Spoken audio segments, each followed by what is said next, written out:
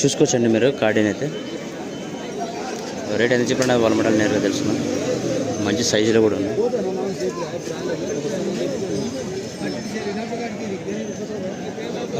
ఎంత చెప్పినారంటే రేటు?